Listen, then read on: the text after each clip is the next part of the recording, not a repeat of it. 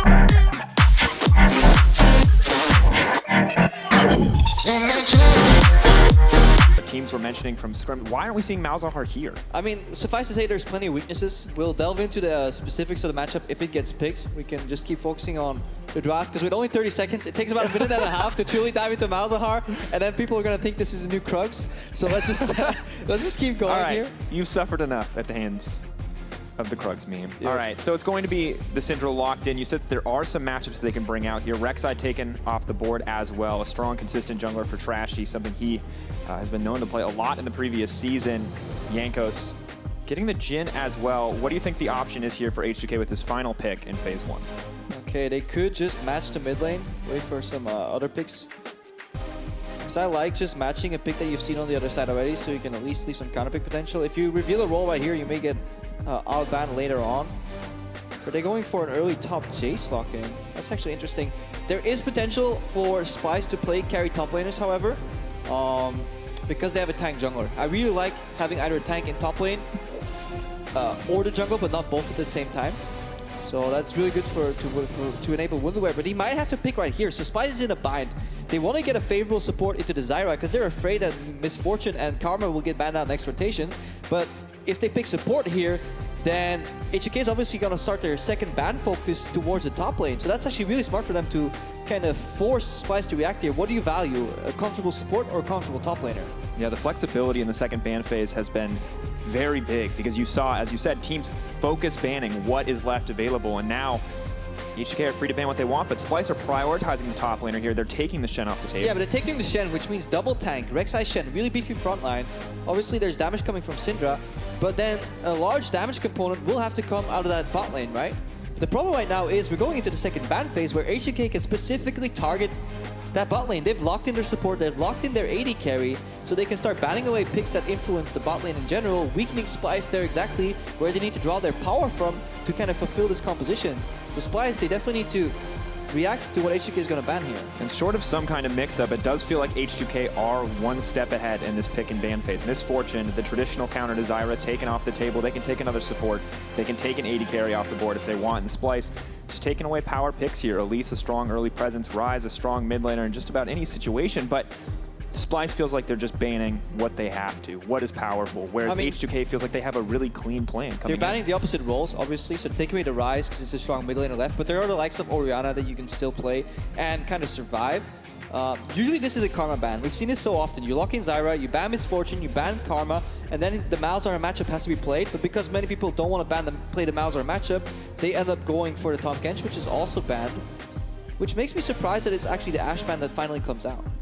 Ashe, of course, a solid source of consistent damage. Varus probably the last probable meta pick left on the table, but Jhin is good into Ashe. That is what kind of surprises me here. Maybe they're just very afraid of kind of Malzahar and Ashe together somehow if they ban out the Karma. It's peculiar. We'll have to ask the players. Obviously, you can only speculate so much, but it does look like the Karma goes through, and then it is the logical pickup.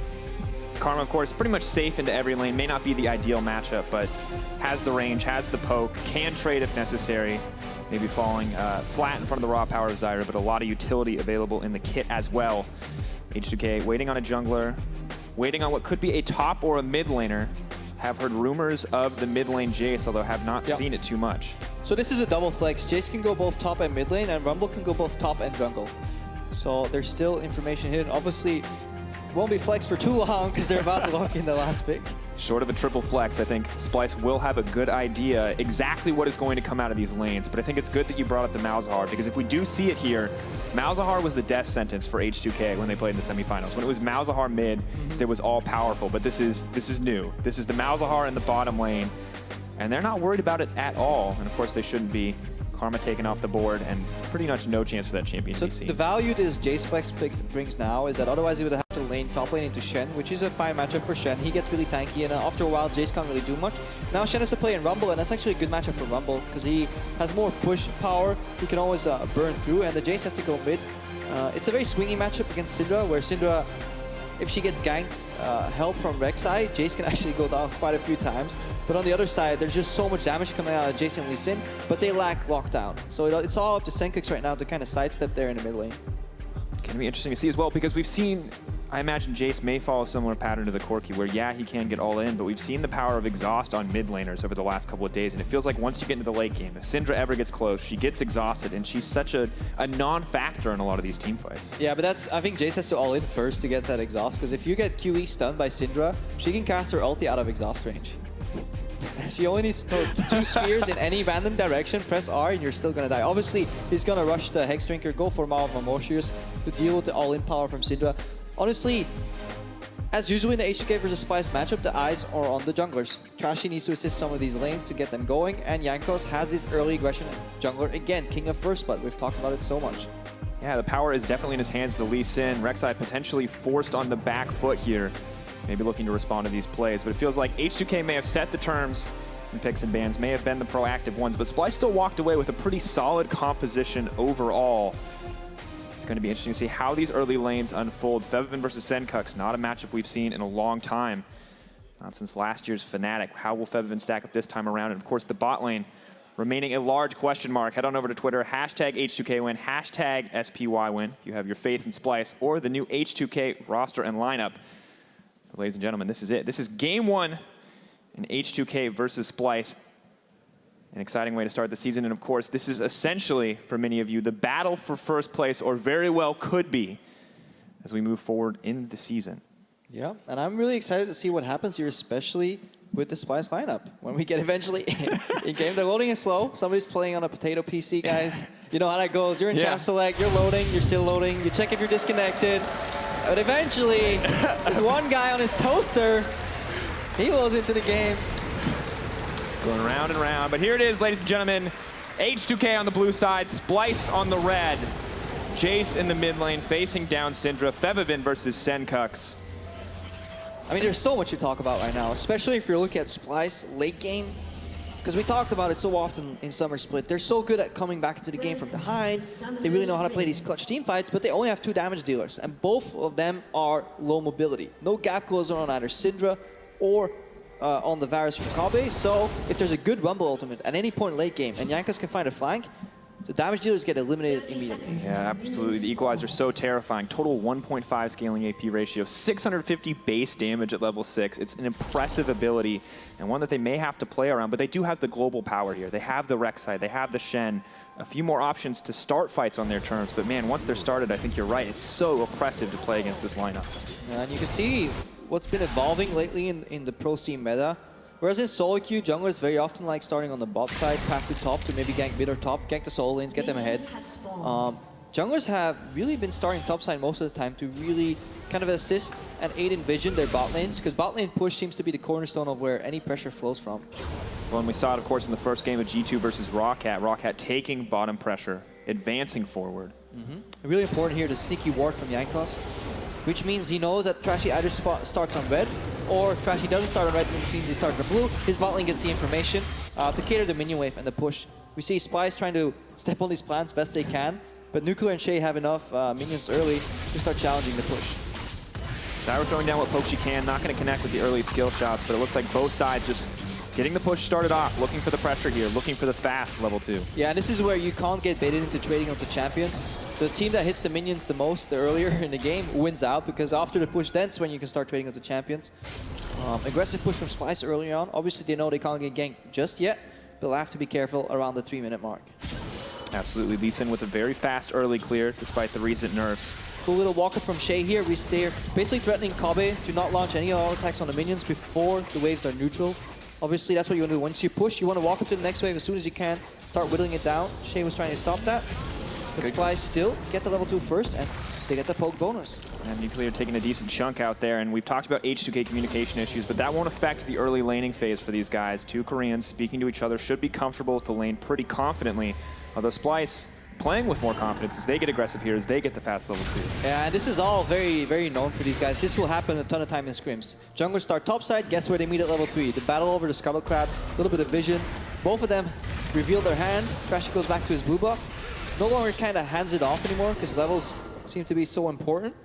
Everyone going for Wave Ward, where they fail, the Scuttle Crab, obviously a little bit of vision there is important. This does mean that Odoamne can push as much as he wants. They just saw Rek'Sai bot side with no blue buff. Odoamne gets a field trip. He can just keep pushing in that top lane over and over, forcing Wunder to get poked and CS on the turret. Absolutely, they have all the knowledge that they need. They saw the starting path. They know where Rek'Sai is going to be. They've seen the Scuttle Crab, and that means Odo, as you said, vacation. He gets to hang out, he gets to push in, he gets to farm. It's on Wunder to pick up what he can, but pressure priority is in favor of H2k. Yeah, both junglers look at the bot lane. They see maximum distance between supports at all times, just like Mithy was talking about on the Anos test. You're not really going to go for solo kills, so they start pathing back to the top side, or in Jankos' case rather, get more power base and then look for a skirmish. The Trashy's going the economic route, whereas obviously maximizing his uptime in the jungle. Jankos is going to invest a little bit earlier into more power. Does get the double longswords, maybe looking to keep that title of First Blood King, but Trashy, honestly, we have to expect him to keep up here as he looks to pull off a little bit of invade. Rek'Sai, champion he is no stranger to. Oh, the quick path from Trashy. He's done this in the past, swing over to topside very early, unexpected. But Wunder's behavior gave it away to Odoamne. Here's the plan from Jankos. Wunder doesn't want this. The health bar is too low. Trashy needs to pull back, but the resonating strike, the sonic wave, nothing is going to come through here. Splyce should be free to back it up. No energy onto Jankos. Are they going to go for the dive? Doesn't look like it. Yeah, and this is all about pattern recognition and knowing that when your opposing laner breaks the mold, you know you're going to get ganked. You don't need to see exactly where the jungler is. He just knew Rek'Sai was there. He knew Rek'Sai was likely pathing behind him for a flank. And then obviously all he has to do is stall until Jankos gets there. Jankos pulls the wave a little bit. Wunder's on the turret. So this is a good move from H2k overall because they had a base advantage.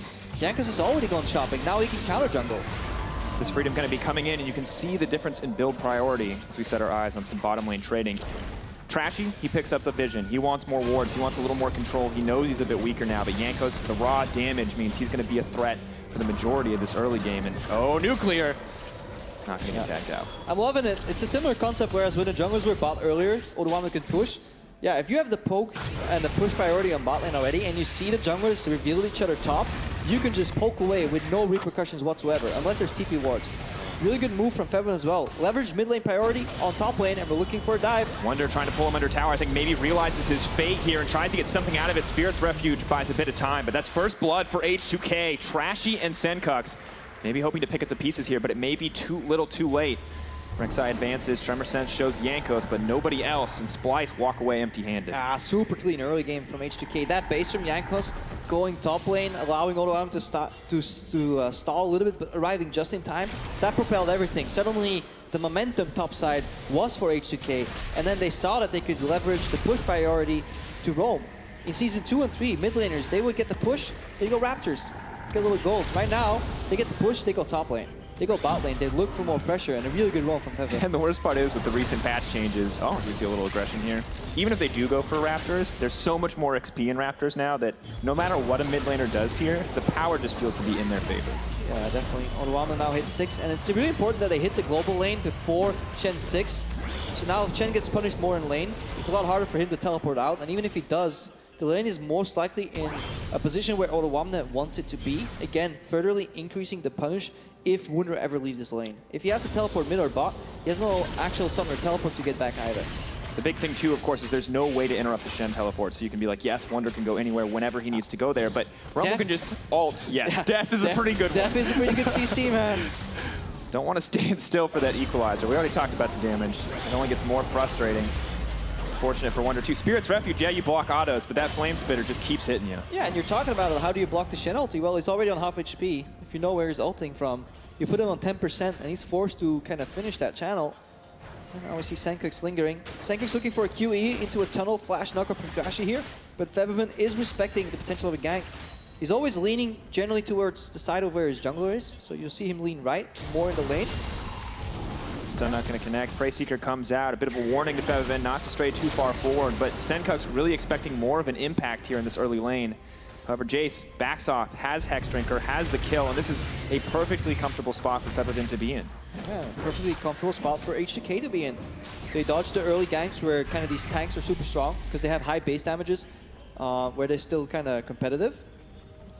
And we look at it as well, it's very easy to gank, of course, with the Shen. Has his own CC. Rek'Sai provides great follow-up. Syndra can go out there and provide the damage. And so at this stage of the game, they are pretty cozy across the board. Now, of course, there's a communication issue here, guys. A mic issue on Febiven. His teammates are obviously indicating, have you tried putting it closer to your mouth?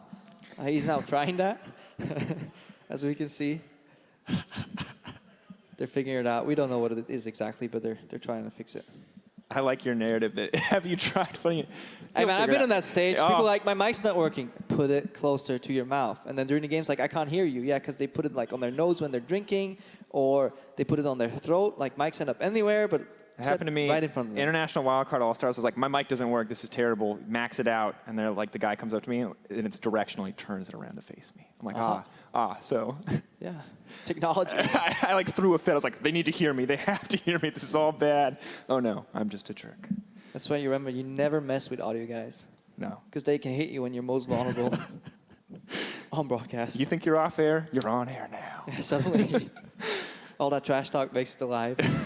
No, just a little mic issue here. But aside from that, as cliche as it sounds, communication looks okay for H2k. They've basically been pinging out where Trashy is, and the opposing side of the map has been playing accordingly. Nuclear and Shay a bit in a bind in the bot lane. They're about 20 CS down, so that's where Splyce could get an advantage. Splyce aggressively fought for that push early on.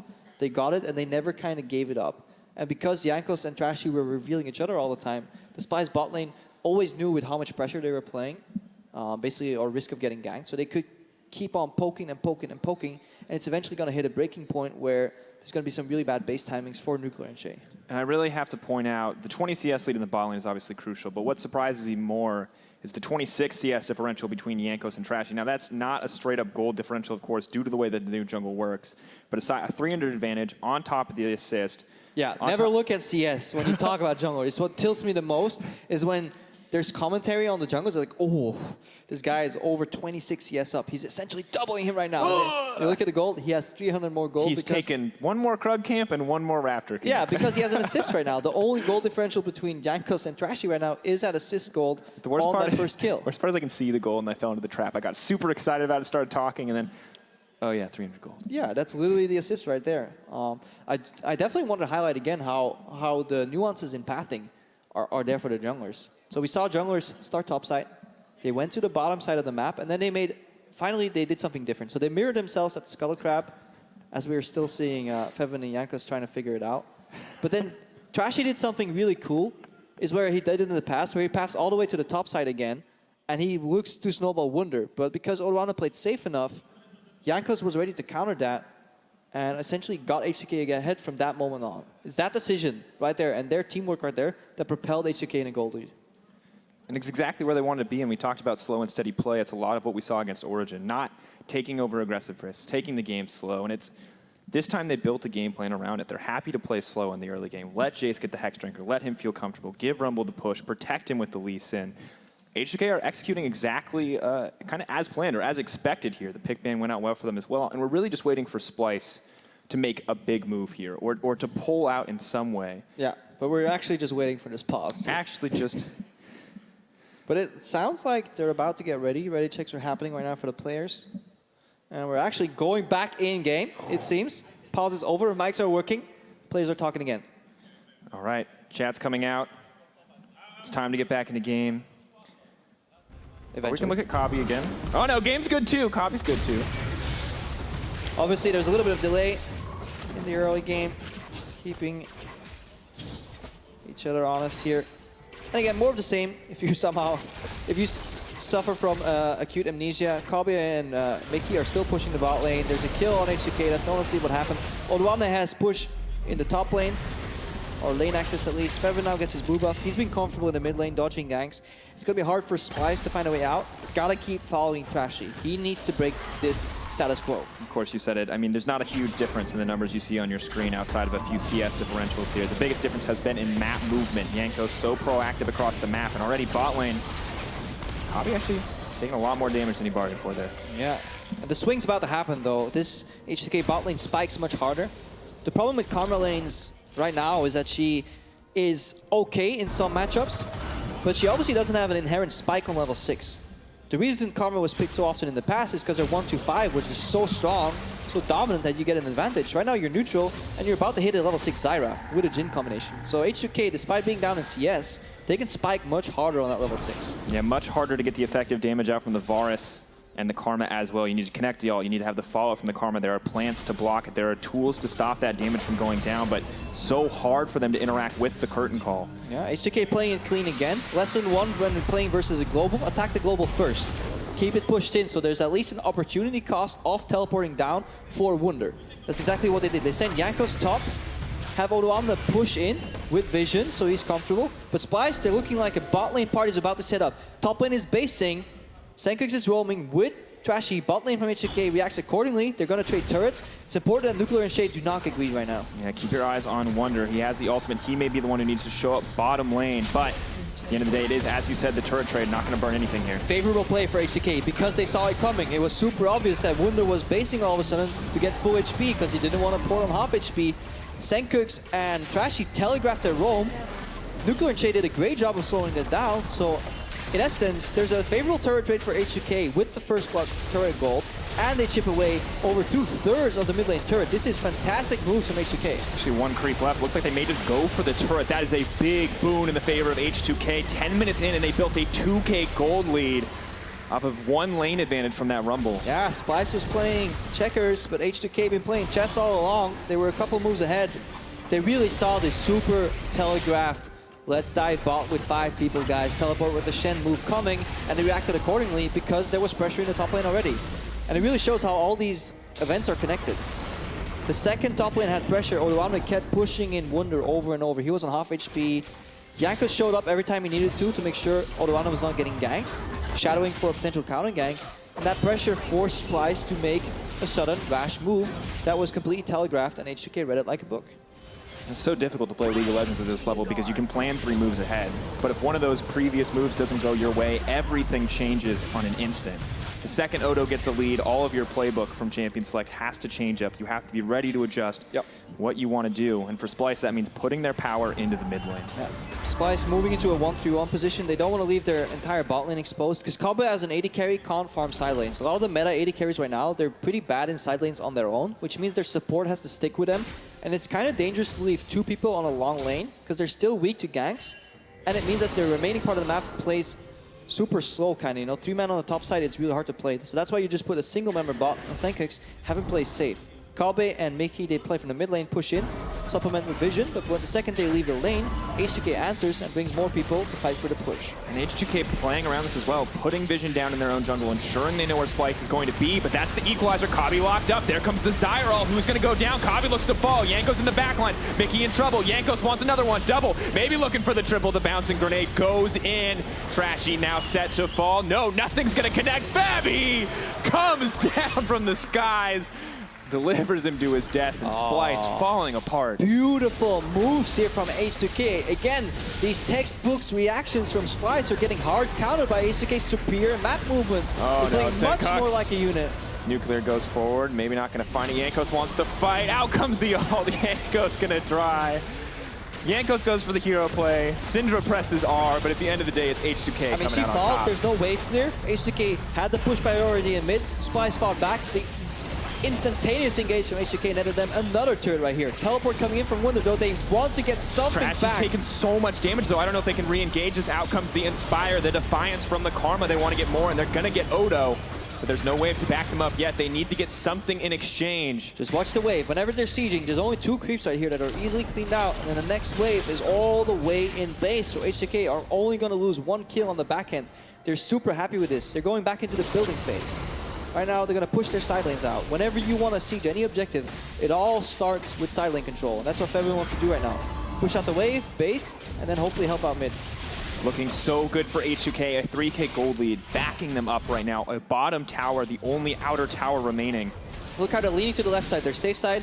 This is them punishing Splyce going for vision. Splyce should never aggressively attack this lane when they don't know where their opponents are. Because it's so easy, because Odoamne leveraged the top lane push and walked mid.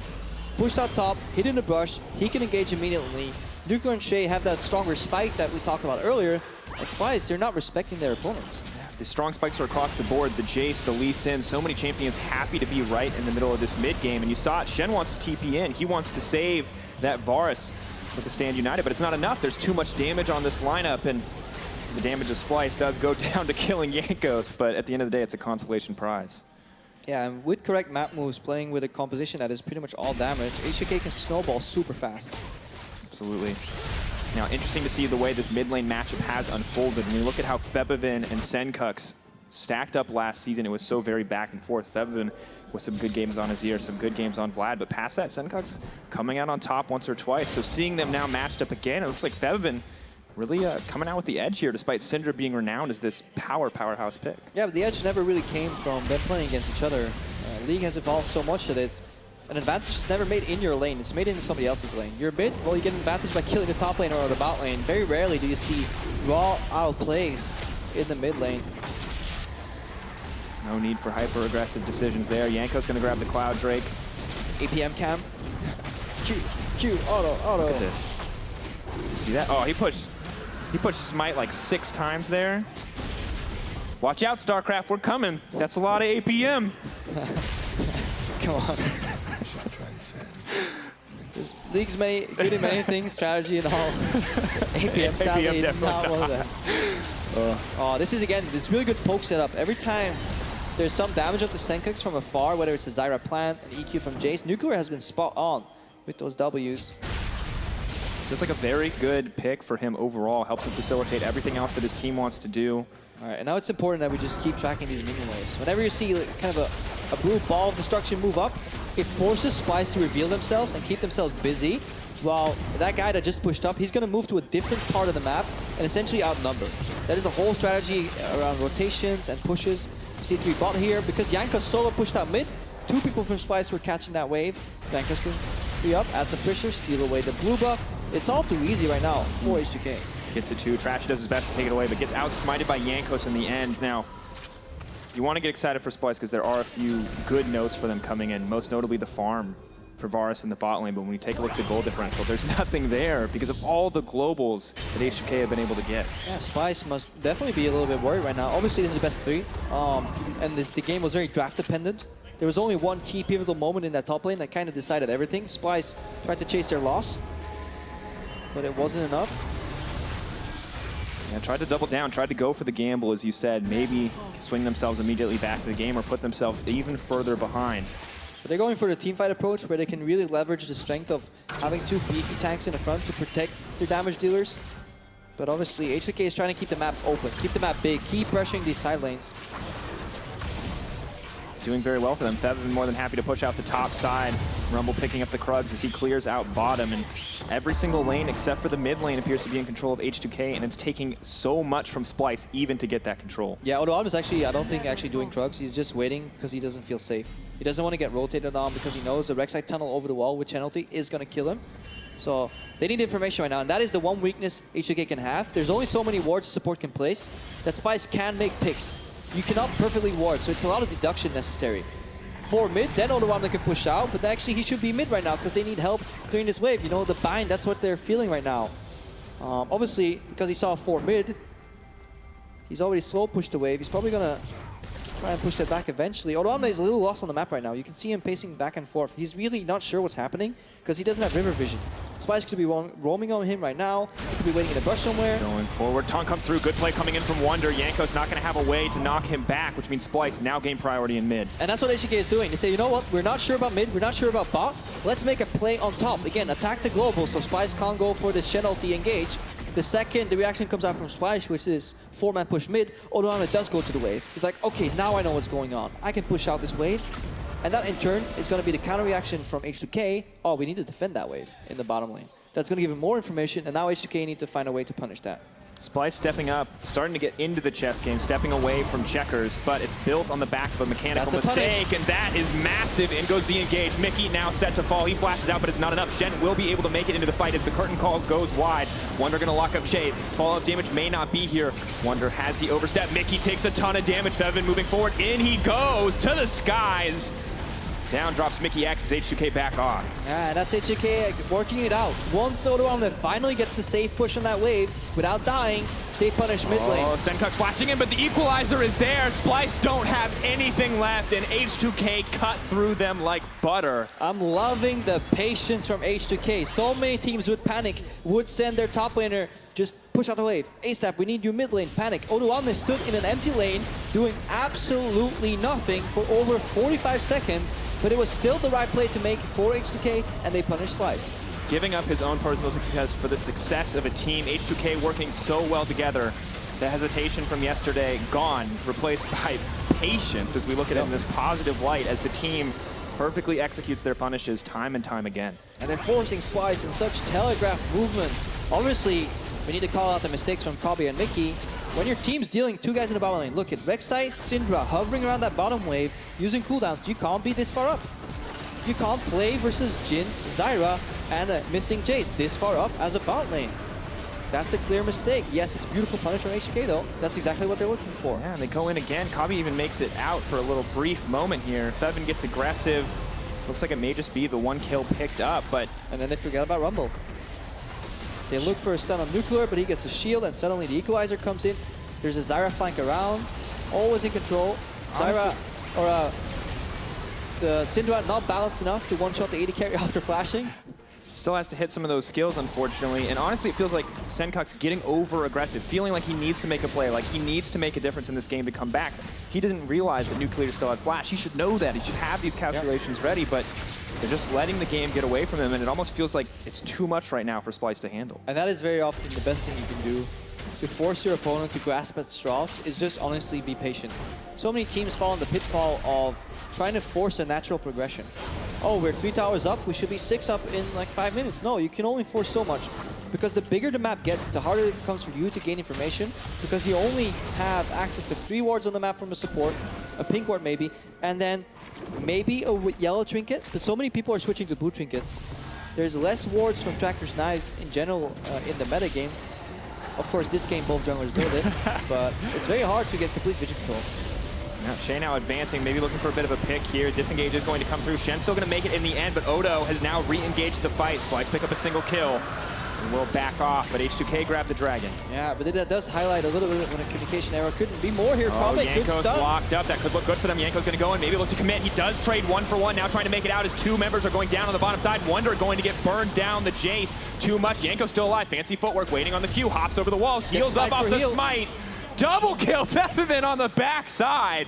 Splyce, once again, they go for the aggressive play. This time they get 2, but it costs them double as 4 drop on the side of Splyce. That was the right play for Splyce, but sadly they're too far behind. 4 for 2 traded, but it all started with the Zyra face check from Shay, and it's actually a little bit too greedy there. That's the one flaw we can highlight from H2k. If you're doing Dragon, your support should not be deep warding. Splyce, they punish accordingly, but they're just too far behind to win that fight. Look at what Jankos did solo. Just demolishing, I think it was Kabe in that fight. Yeah, taking out Kabe, going toe-to-toe with Senkux.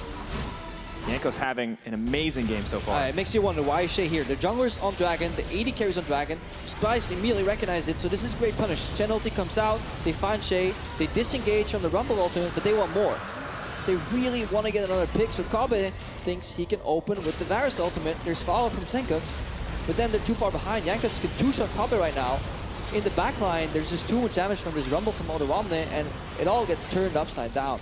Sweet moves here from Jankos. Jukes 1, smites for heal on 2, and he survives. Peppermint on the backside, the empowered shock blast, netting him that double kill in the fight overall. But H2k are just, I mean, they're picking apart Splyce. It's not crazy, insane team fights. It's punishing mistakes time and time again. Yeah, I think it's an extension of the draft. Playing Shen Rek'Sai really leaves your top side weak, especially if you ever get behind once. So I'm not the biggest fan of double tank. Obviously, there's macro errors here, but I think the comp allows you to get exploited. And H2k are playing greedy comp. They're playing 0 tanks. They're playing super snowball. So if they get 1 kill, it gets them more benefits. But it feels like their greed was planned from the start, as we saw them come into picks and bans with a clear strategy on execution, whereas we commented earlier, Splyce felt like they were on the back foot from the beginning, both in picks and bans and in the early game. Now, Kabe in trouble. Equalizer goes in, flash out to safety. Mickey doesn't have that luxury. Shock blast goes wide, but out comes the curtain call. Wonder going to do what he can to block it up. 3 members knocked up. Bebevin goes in, maybe looking for a little bit more. Now pulling back. Kabe taking down Jankos. It's not just first blood he's after. He wants to take them all. Jay gets aggressive on the front lines. Bebevin going godlike. 1 more auto, maybe looking for 2. Can he get the shock blast? Trasty shield as he makes it out. Jankos wants the highlight. Wonder's going to take him down. Nor is he. Jankos. Oh, he pulls back. H2k, they're too far ahead. And there's nothing left here in this game for Splyce. H2k exuding confidence to the point of brutality almost here. Wonder's going to drop right now. Jankos is still alive somehow. They're playing with their prey. And nobody's building even defense. Look at Odawamne. Liana's into Void Staff. You would so often expect an hourglass here from the Rumble, but H2k is specking full damage. So many low health bars. Pings are coming out for the TP potentially. Still 20 seconds. Not enough time. Snare going in. Well, Crepo. This may be all she wrote as we look back on this team fight. Look at Odawamne. Like, he doesn't have he's playing as if he has an hourglass, but he's not getting punished for it because there's just so much damage. Bebevin really good weaving in and out of the fight here. Exhaust once, switches targets. Good EQ combo, uses his gate again to speed up a little bit. Jumps onto Senkux, flashes over the QE from Senkux to then get that stun. And honestly, when we see Jace in the meta, it's so often he's this poke bot with a good laning phase. This feels like so much more. Able to engage in these fights once cooldowns are burned, putting out so much damage. You can see not as much as Rumble with that equalizer. Yeah. But 2.8k as they move into that fight. Yeah, this is what happens when Jace snowballs, obviously. Jace is forced to play that kind of poke style, obviously when he falls behind or stays even. But he has a really destructive all-in combo with the W that forces you to shoot out maximum attack speed shots. Then you can switch and it's hammer time. But it gets punished far too often. Yeah, the hypercharge, of course, so effective for cutting through each and every one of his opponents. You can see the QSS as well. He will not be locked down, has the magic resist, the shield coming in as well. But the H2k looking for another fight. They've got their eyes set on Baron here, H2k. They're looking to play super aggressive because there's a solo push in the bot lane from Splyce with the Shen. H2k is looking to punish that. They're basically telling them, you can't play us 5v4. You send the Shen here already, or we're just going to take something. Whether it's Baron Vision, or now the top lane turret. Top lane tower may go down, but if they do get aggressive, if they do try to go to Baron, the one positive point for Splyce is they do have vision behind enemy lines. They do have those TP flanking wards, but I don't think it's going to be enough. Splyce too often on the back foot this game. Now running through a choke point that H2k controls. This might be it. Oh, Febiven getting caught on it. Will they have enough damage? Out comes Redemption. Not going to be enough. Febiven making it out. Jankos is on the backside, but he's exhausted. Now trying to pull out. Odo blocks any further engage. Wonder still alive. Members traded back and forth. Blinking health bars on the side of H2k, but it's not enough. Out comes the curtain call. Senkux makes it out. I don't know if Wonder is. One more shot to do it. Double kill coming in for the Jhin. Kabi running for his life. Senkux trying to make his way out. Empowered shock blast. Febiven. Insult to injury in this game, and Jankos has his eyes set on that inhibitor. Yeah, that was the last straw that Splyce was grasping at. They tried it. It was a good engage. They unleashed everything they had on Febiven outside of his exhaust range, despite it being down anyways. But it just wasn't just quite enough. And obviously H2k punished. They get 4 kills. Now it's Baron, and that's any semblance of hope of Splyce winning this game is now gone. Let's just stop it there. No more hope. If we're playing chess, that's when you hit that little thing on the side. Opponent's turn, we're going to game 2. Make chess sound so awesome. Crap though. I was gonna use another word, but less appropriate. Yeah. Now, Baron picked up for H2k. This is going to be the final nail in the coffin, as you mentioned. No straws left to grasp at. Nothing left on the plate. Whatever proverbs, whatever sayings you want to use. Say it how you want. It's gonna be it's the good end. engage, honestly. It's a knock-up. It's a stunner to knock up in the Febiven, but we really see the power of the bomb on Mortius, and then suddenly he'll come out. Shay, he bites the bullet. That's what our supports do. When your team wins a fight, you end up dying. But everybody gets punished, especially on the back end. If you lose a fight against this comp and you have to run away from the speed up from the gate from Jace, the fact that he can shoot Empower, Shock Blast through it, the fact that Jhin has both the W and the R to get chasers out, and then Odoam is untouched when people are running away from the Rumble, it makes it very easy to chase people down. That Rumble damage. Remember, you just gotta push R, folks. You push it, you aim it right, very hard. Press it. You have to aim it too, that's pretty difficult, but man, it does so much damage. And Odo is playing so incredibly well. Jankos gave him just a little bit to start the game off, and he's been building a lead for himself ever since. Yeah, he got snowballed very early in a swingy matchup. And it all comes down to the Jace flex in Champs League. Splyce was expecting most likely that Jace to go top, and then H2k flexed it at the very end, revealing their trap card Rumble. Yeah, and what an effective trap card it was. Odo Omni has 25k damage currently, and he's doubling everyone else in the game at this point. So you can see what happens when you give a character like Rumble the chance to get a lead, and you give him these favorable team fights. Arrow goes wide, though. Yeah, H2k just grouping right now. They have the Baron minions to stay alive long enough. Shen's ready to go in. Wonder delivered, but kicked back, so he's not going to get quite where he wants to. Now Shen is in the back line, but he's the only member there. The team peels off to kill the tank. There is absolutely no follow-up and no kill straight at back. Curtain call coming in for Splyce, and it may just be their last stand. Shots going wide. Double kill goes in for Nuclear. Not going to get it in the end. We're now moving forward. The base set to fall. Febiven goes forward once again. H2k want the kills. Odo's burning through them. Everyone roasted to a crisp. H2k coming in, cleaning house. It was clinical. It was everything we expected from the draft. And H2k out-execute to take game 1. Yeah, much better performance than what we saw on day 1 from this H2k lineup. The communication issues between the bot side of the map and the top side of the map seemed gone. However, it was Nuclear and Shay playing on an island early, but they did it well. They were 20 CS down, but it doesn't matter in the grand scope of things. Key highlights for me really are when Odoamna was hovering in the bot lane, waiting for the safe push out, and just the cadence of events that happened right after. The bot lane push, forcing to reveal, catching Mickey and Kabe, who were already behind, trying to get back into the game in the mid lane. Those type of things. The base from Jankos, straight to the top lane, counter-ganking, potential trashy pathing, really reading the game well. And really, when we look back at it, like, bot lane was the one boon for Splyce in the early game. They had the pressure, they had the advantage, and when we criticized them for falling behind in CS, but at the end of the day, Nuclear and Shay pulling back was the best decision for the team, and that's the kind of communication we wanted to see. But we're going to have to see how G2, Shocks, and Stress, as I hesitate there for a second, feel about that game, because H2k is one up over Splyce. Let's go to the analyst desk.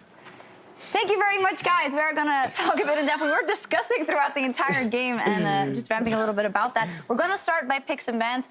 Very interesting picks coming out, especially Perks. I want to ask you about the Febiven Jace and the fact that H2k waited long and then swapped it out. Did you think it was going to go in the mid lane for the whole time? Well, I think it was quite obvious because they first picked Zyra, which is a really strong pick now, and I think they must have known that Splyce didn't really practice MF because MF is like Zyra counter, and so Splyce first rotation is on Bev. It's in the Rek'Sai. It's like the best, strongest like jungler, one of the strongest junglers, one of the strongest mid laners.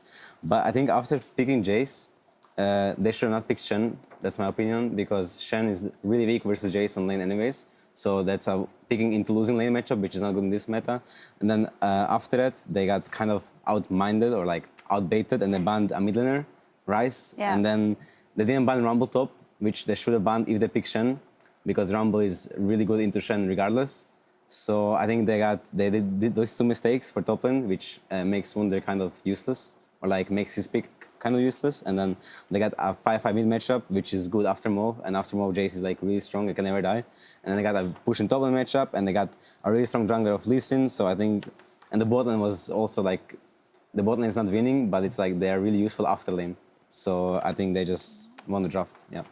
If you didn't notice, Perks really highly liked the H2k draft there. And I mean, you mentioned the Rumble ban. I mean, it was banned in their series versus Origin, but it translated Mithy into a couple of players early. This is the first blood that came through on Wunder on the top side. This was the Shen Rumble matchup. Yeah, I think that the main thing was that, well, here we see that Drunkos is getting first blood, but the matchup Shen against Rumble just pushes Shen in all the time, and it's really not fun because you're just farming under tower and just doesn't turn out so well. And on top of all that, we saw it coming. You guys said it before. Jankos, the first blood king. What is it? Do you think he just now has the nerve to push through on things like that, even though it was Febiven picking up the first blood, but that Jankos so consistently gets it time after time after time? I think Jankos is just so comfortable on making plays. It's his playstyle, even though sometimes it may backfire. But I think LoL games, it's just he's the one who's carrying his team and putting up what he needs to put up. So that top lane was going really well for the side of H2k. And Mithy, you were talking a lot about the fact that you might have wanted to see an Ezreal instead coming out in the draft. Why was that? Yeah, when Jhin was picked, normally you want to go Sivir into Jhin, but instead I would have at least wanted to see an Ezreal because they would have won lane anyway, and it just made like the fact that you have a little bit more mobility, it's better against Jhin. And now you see their bot lane, like even though they lost bot and they were like 20 CS down because they picked Varus, they were able to run mid, get a pick on mid, and then like get mid tower, and after the mid tower falls, and they have a static AD and a static mid laner, so they can't like move away from the Rumble ult, the Jhin W, and they can just coordinate everything and control the whole map. And talking about how influential that was, it resulted in a pretty catastrophic team fight in favor of H2k. Perks, you were going, wow, okay, H2k, they look legit here.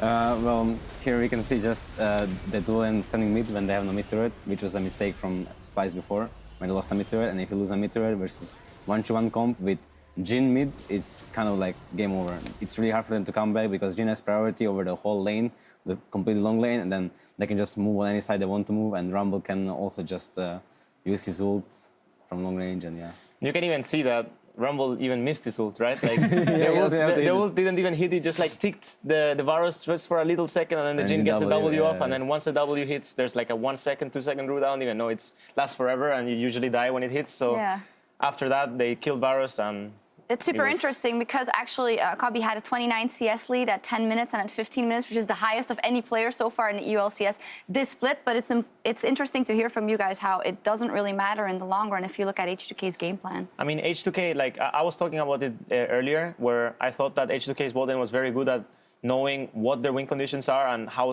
smart they are. And this game, it showed their bot lane was under pressure. They were kind of doomed, right? Like there was a 20-30 CS lead nearly. And what they did was when they knew they were getting dive bot, or before they even got dived, before Splyce was setting up for the dive, they went mid, got the catch on mid, and got the mid tower. And that was very smart, very good. It was also Splyce didn't expect it, and it just paid off greatly. But yeah, I agree with you. The CS difference overall in this meta, I think it doesn't matter much for any lane, like for top, mid, or bot. Maybe for bot it matters a bit because bot can pressure and they can dive, but it also depends on our lanes. I think in mid, at least for my role, it's like if you are behind 10 or 15 CS, it doesn't even matter as long as you can actually start pressuring the wave after you're behind. Like if you're behind 15 CS and you can still pressure your lane and move to other sides, it doesn't even matter if you're behind CS. And it's like you can't snowball from CS lead. Exactly, and we've been discussing this behind the scenes in the build-up. watching a couple of the other regions where, you start talking about acceptable CS deficits to be at. Like Maokai is fine to be 10 to 15 CS behind because he's coming out of the laning phase and suddenly he's going to take over the game in team Even fights. more, honestly. I think that if you're Maokai, you can just go AFK and as long as you don't lose the tower, because once you lose the tower, the map is opened a lot more. You have the enemy top laner. We're talking about Maokai now, so the enemy top laner will have more freedom to move into mid lane, to even like lane gank bot lane, for example, because the wave will bounce to him and he'll have more time. But generally, CS leads don't really matter, like if you look at the big picture, which is team fighting and skirmishing. So you're saying I can miss all the CS I want? I don't need to last it, so I really don't have any problem. No, all right. We're talking about the pro level, of course, and we're going to recall and buy some wards. But when we come back, we'll have game 2 between Splyce and H2k. We'll be right back.